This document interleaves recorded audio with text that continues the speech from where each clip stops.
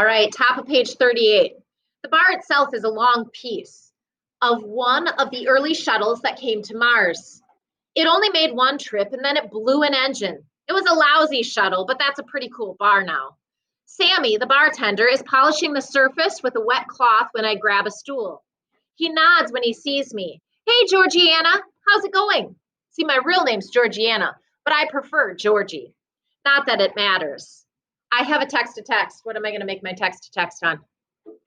Yeah. Yeah, the thing about Georgie, right? Except this one's a girl. I've learned that people pretty much call you what they want.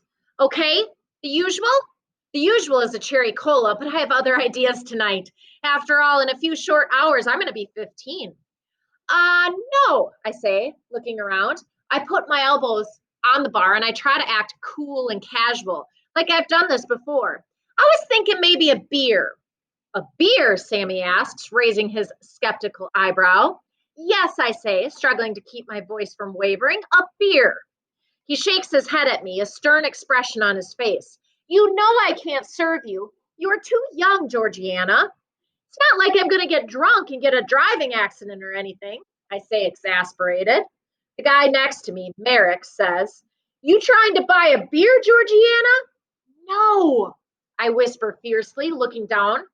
Merrick's a cellular biologist and has like 10 PhDs. So you'd think he'd be a little perceptive, right?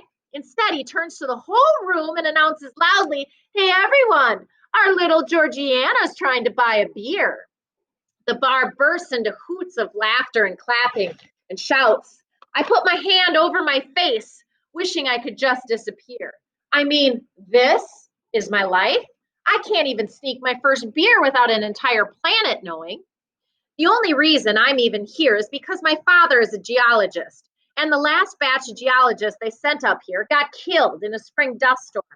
And since the geologists aren't exactly lining up to go to Mars anymore, also, because the geologists who got killed had once been students of my father's. He is one of the only geologists in the world who knows anything about Mars because he was on the original exploration missions.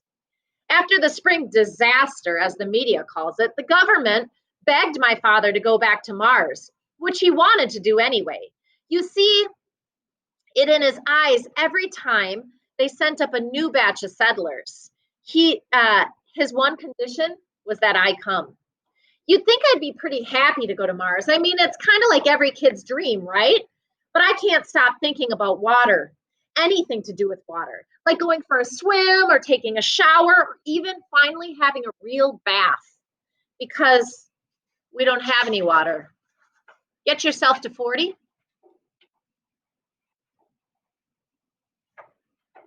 Once every 2 months, a shuttle arrives with drinking water, but it's only a supplement.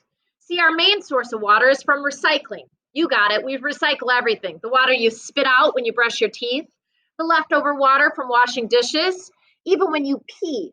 It all gets filtered and put back into the system, and everyone gets a daily ration. It tastes awful, and there's never enough to do anything more than take a sponge bath with. Trust me, there's a good reason why we're all wearing hats in the television broadcasts. That's why my father's here in the first place, to find water. The geologists who died in the spring disaster were near the South Polar Cap looking for water when the dust storm hit. It's not as easy as you think to find water. Some whiz of a scientist told NASA that they should follow the water, that is, follow the scientific evidence to where it's been before, to find the new water. Unfortunately, they think this planet was once covered with an ocean. So there's a lot of territory to cover, which is why they need geologists. Once they find the water, they can start fixing up the planet and then lots more people can come. It'd be a whole new world for people to mess up and overpopulate. I mean, I know we're here for good reason, but speaking from personal experience, who cares about saving mankind when you can't wash your hair?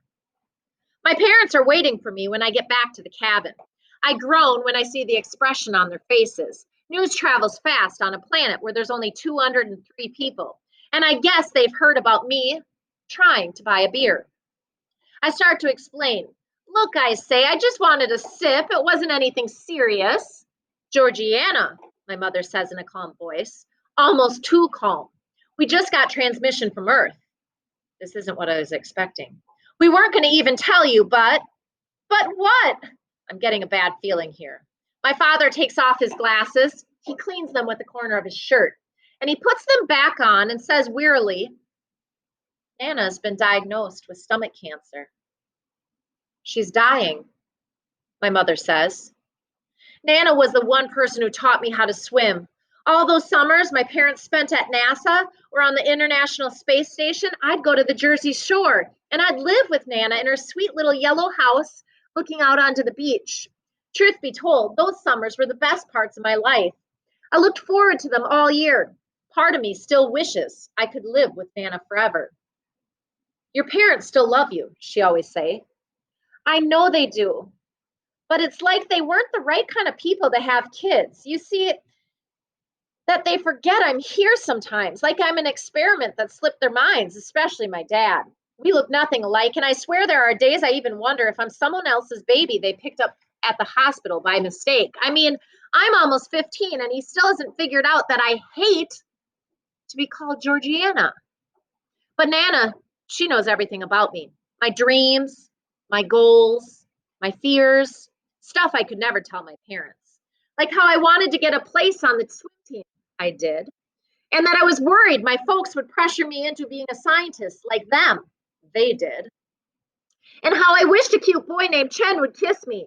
He did, behind the gym at school, and it was very nice. The truth is, she's the thing I miss most from Earth. Sure, I hate the dust and not being able to take a bath or have conversations with someone my own age. But there are days when I think I'll go crazy from the loneliness and not being able to talk to her. And every time I dream about water, I dream of me and Nana together. Two mermaids in the middle of an ocean. I just know she'd laugh at the way we live in these plastic tents. Why, you all look like hamsters, she'd say. And she'd be right. She's that kind of person. She tells it just like it is. She's the only person in the whole world who's ever actually believed in me. They weren't going to tell me. So when are we going back, I say. We're not, my mom says. What are you talking about? We just can't leave Nana alone. Nana's my father's mother, and he's an only child. We're all she has. Honey, my mom says, we talked to the doctors, and the cancer's already spread to her lymph nodes. She's only got 5 months to live. We'd never make it back in time. She'll die before we get there. Well, you don't know that for sure. You're just guessing, I say. My dad, ever the compassionate scientist, says, statistically speaking, there's only 5% chance that Nana would survive more than 5 months, especially given her complications. I mean, this is how they talk? Well, I don't care. I'm going. You can't go, my mom says. Your last calcium test came back. And she takes a big, deep breath. It seems you've lost 30% of your bone density. So what? I'll drink a lot of milk, okay? Actually, I hate milk, especially the powdered kind we have here on Mars, but I'd do anything to get back to Nana.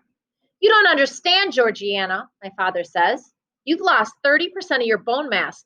No one knows the effect that will have when you get back to Earth. Your legs could shatter from the gravity and you may never walk again. You could be in a wheelchair for the rest of your life, my mother adds helpfully. But I say, my voice wavering, didn't you know about that before you brought me up here? My parents cast sidelong glance at each other, and it's clear that neither of these brilliant scientists had thought this one through. So how am I ever going to leave Mars? I whisper. Put your book on the corner of your desk. That is the end of today's